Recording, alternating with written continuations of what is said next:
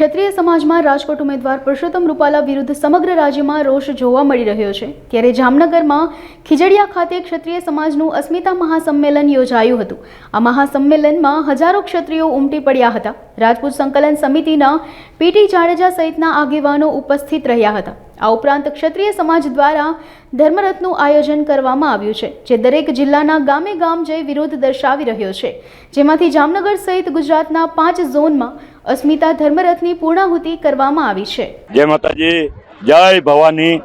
જેવી રીતે આપ જાણો છો, પાછલા દિવસોમાં જે ભાજપાના એક કેન્દ્રીય મંત્રી દ્વારા જે નારી અસ્મિતાને લાજે એવા શબ્દોનું ઉચ્ચારણ કર્યું, એને લઈને અમારે જે ધર્મરથ કાઢવાની ફરજ પડી, જે અમે ગુજરાતમાં 5 ઝોન પાડી 5 જગ્યાએ અલગ અલગ રથ કાઢ્યા, એના ભાગરૂપે અમે 24 એપ્રિલ સવારના શ્રી દ્વારકાધીશના ચરણ સ્પર્શ કરી અને અમારા ધર્મરથનું પ્રસ્થાન કરેલ અને સતત દેવભૂમિ દ્વારકા અને જામનગર જિલ્લાના 10 તાલુકાને આવરી લેતા 9 દિવસ સુધી અમે અલગ તાલુકાઓના જેટલા ગામ અમે જઈ શક્યા છીએ ત્યાં ગયા અને અહીંયા જે અમે પબ્લિકનો ઉત્સાહ જોયો છે, અમને જે આવકાર મળ્યો છે, એ જોતા અમારા ક્ષત્રિય સમાજમાં તો રોષ છે જ, પણ જે સર્વ સમાજ છે એ પણ અમારી સાથે એટલો જ ઉત્સાહથી જોડાયેલ અને જ્યાં ક્ષત્રિયોની બિલકુલ વસ્તી નથી એવા ગામમાં પણ અમારા ધર્મરથને રોકીને એ લોકોએ કીધું કે બાપુ, આ તમે જે ધર્મરથનું કાર્ય કર્યું છે એ તમારી નારીનું એકનું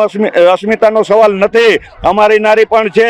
તમે જે લડાઈ લડી રહ્યા છો એ ક્ષત્રિય નારી તો છે જ, પણ તમે દેશની નારીનું લડી રહ્યા છો અને અમને એમનો ગૌરવ છે અને અમે તમારી સાથે છીએ। અને અમે એની ગઈકાલે 2 તારીખ 2 મઈ જોગવડ મુકામે રાત્રે પૂર્ણાહુતિ કરેલ છે, જે બહુ ભવ્ય રહી અને જબરજસ્ત આવકાર અમને મળેલ છે, જે દર્શાવે છે કે આમ જનતામાં કેટલો રોષ છે જે આ વાતને લઈ। નરેન્દ્ર સાહેબે જે મુલાકાત લીધી, અમારા ક્ષત્રિયોની પરંપરા છે, કોઈ પણ અમારા આંગણે આવે, અમારો દુશ્મન હોય કે અમારો મિત્ર હોય, પણ ક્ષત્રિયો હંમેશા એને આવકાર આપે છે અને અમે એના ભાગરૂપે જામસાબ બાપુએ પણ આવકાર આપેલ છે અને રાજાશાહી ની દ્રષ્ટિએ પણ એક અમારી જે પરંપરા છે એ રીતે એને આવકાર આપેલ છે। પણ એનો મતલબ એ નથી કે બધો સમાજ એના માટે એની સાથે જોડાઈ ગયો છે, એવું કંઈ નથી। હું શ્રી રાજપૂત કરણી સેના ઉપાધ્યક્ષ ગુજરાત દોલતસિંહ જાડેજા। જય માતાજી।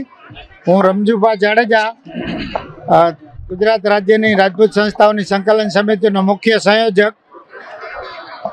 છેલ્લા 38 દિવસથી ક્ષત્રિય અસ્મિતાની લડત ચાલી રહી છે, એના ભાગરૂપે આજે હાલારની ધરતીમાં જામનગર મુકામે ક્ષત્રિય અસ્મિતા મહાસંમેલનનું આયોજન કરવામાં આવ્યું છે અને આ લડત છે એ દેશ માટે, પ્રજા માટે અને ક્ષત્રિય સમાજ માટે એક નમૂનારૂપ બહુ મહત્વની લડત છે અને આમાં કોઈ માંગણી નથી અથવા તો કાંઈ પણ મેળવવાનું નથી, પણ દેશ માટે મહત્વની લડત હોય, નારી સન્માન માટે મહત્વની લડત હોય, આનું ઘણું મહત્વ છે અને હાલારમાં આનો બહુ જ ઉત્સાહ છે। અમારી જામનગરની ટીમ આના માટે બહુ તનતોડ મહેનત કરી છે, એટલે બહુ સફળ સંમેલન થઈ રહ્યું છે। મહત્વનું સમગ્ર જામનગર જિલ્લો, રાજકોટ, મોરબી, સમગ્ર સૌરાષ્ટ્રમાંથી મહત્વના અને સમગ્ર સંકલન સમિતિના હોદ્દેદારો આખા ગુજરાતમાંથી, કચ્છમાંથી, બધેથી આવ્યા છે। આખી સંકલન સમિતિ મુખ્ય કોર ટીમ આજે હાજર રહેવા, લગભગ 15 થી 20 હજારની વસ્તી આજે હશે। સવારના 7 વાગ્યાથી સમગ્ર ક્ષત્રિયાણી બહેનો અને સમગ્ર ભારતની નારી શક્તિ મતદાન માટે ઉમટી પડવાની છે અને 100% મતદાન કરો એવો અમારો સંકલ્પ છે અને શાંતિપૂર્ણ રીતે મતદાન થાય એના માટેની પણ અમારી અપીલ છે। આજની સભામાં એ જ નિર્ણયો છે કે આ સામાજિક લડત છે એ એક યા બીજી સ્વરૂપે ચાલુ રહેવાની છે। સમગ્ર પ્રજા વર્ગને ભારત દેશના હિતમાં, ધર્મ રક્ષા માટે, દેશની રક્ષા માટે આમાં અમે જોડવાના છીએ।